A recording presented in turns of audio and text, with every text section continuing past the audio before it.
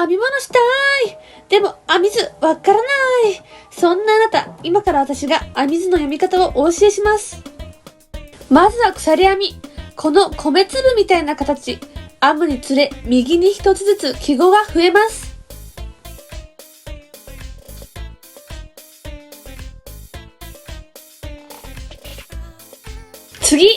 次は細編み。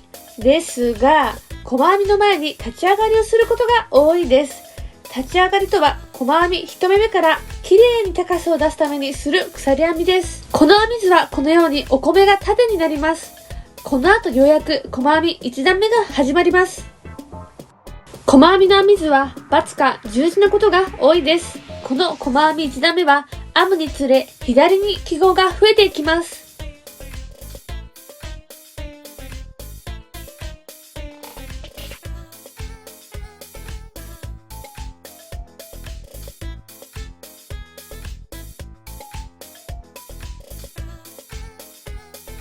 1段目が終わり、2段目の始まりはまた立ち上がりの鎖編み。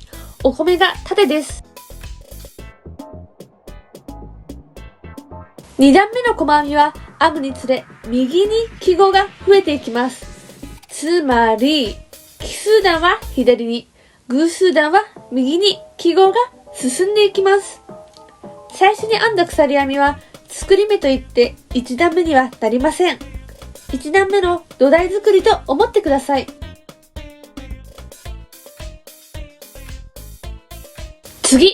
次は長編み。ですが、その前に立ち上がり。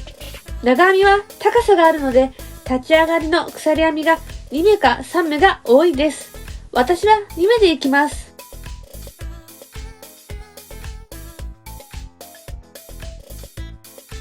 そして記号はこれ。今回は3段目、奇数段なので、左に記号が進んでいきます。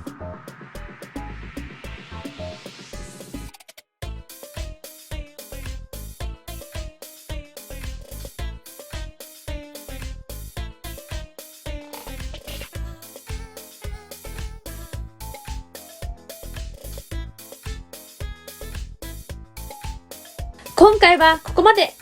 基本的な編み図の説明でした。質問、要望はコメント欄へお願いします。